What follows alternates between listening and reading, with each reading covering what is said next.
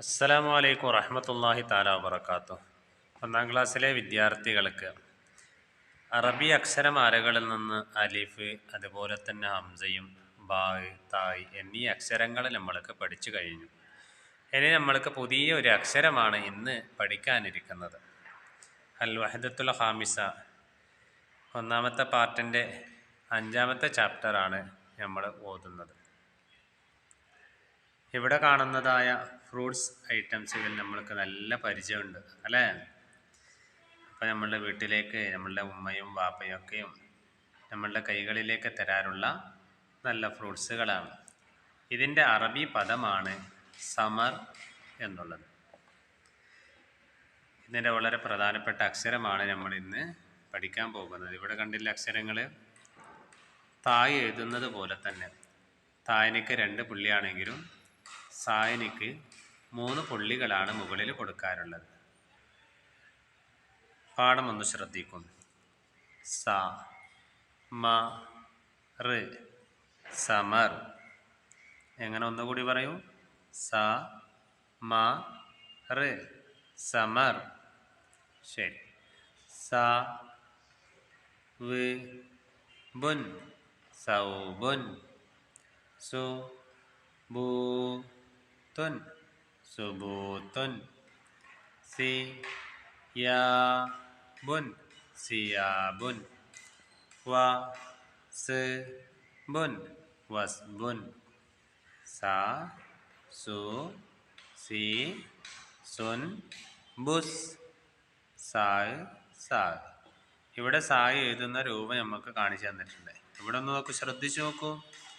ഇങ്ങനെ ഇവിടെ മുതൽ ഇങ്ങനെ തുടങ്ങി താഴോട്ട് വന്ന് അതേ ലൈനിൽ പോയി അല്പം മുകളിലേക്ക് പോവുകയും 1, 2, 3 പുള്ളികളും കൊടുത്തു കഴിഞ്ഞാൽ സായ് എന്നുള്ളതായ അക്ഷരം നമ്മൾക്ക് പഠിച്ചു കഴിഞ്ഞു.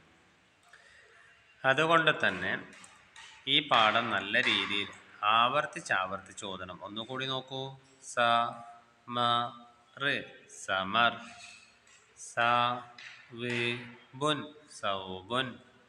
സു ബൂ തുൻ സുബൂത്തുൻ.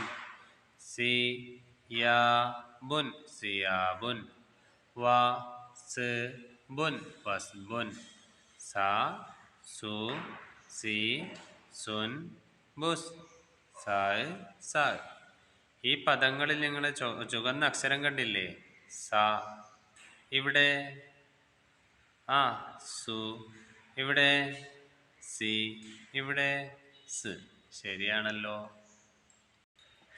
നെക്സ്റ്റ് പേജ് ഒന്ന് നോക്കുക നിങ്ങൾ. നക്കർ വായിക്കുക. സ ബ ത സബ്ബത. ത സ് ബീതുൻ തസ്ബീതുൻ. സു ബൂ തുൻ സുബൂത്തുൻ. അ സ് ബ ത അസ്ബത. നളൗ ദായിറത്തൻ അലാ സ. സ എന്നതിൻ്റെ മേലെന്ത് ചെയ്യണം? റൗണ്ടായിട്ട് വൃത്താകൃതിയിൽ അടയാളപ്പെടുത്തണം. ഫ സ മ ഫസമ്മ. യ ബ് അസു യബ്അസു. മ സ് വാക്കും മസ്വാക്കും. സി യാ ബുൻ സിയാബുൻ. നമ്മളിവിടെ എന്താ ചെയ്യണ്ടേ? സ എന്ന കാണുന്ന സ്ഥലത്ത് നല്ല വൃത്താകൃതിയിൽ അടയാളപ്പെടുത്തണം. അതേപോലെ തന്നെ ഇവിടെയുണ്ട്. പിന്നെ ഇവിടെ ഉണ്ട്. ശരിയാണ്, ഇവിടെ അല്ലേ? പിന്നെ ഇവിടെയുമുണ്ട്. നക്തുബ് എഴുതുക. അ ബുൻ അബുൻ. തു ബ് തു തുബ്തു. സ ബ ത സബത. ത സ് ബീ തുൻ തസ്ബീതുൻ.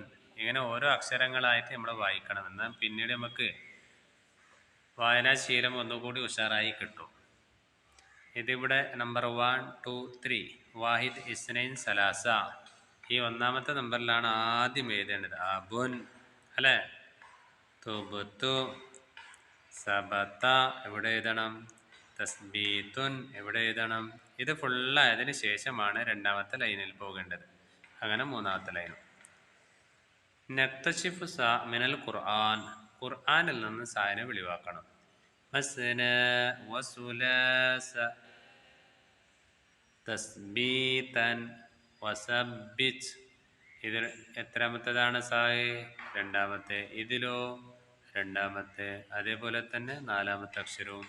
ഇവിടെ രണ്ടാമത്തെ അക്ഷരം, ഇവിടെ രണ്ടാമത്തെ അക്ഷരം.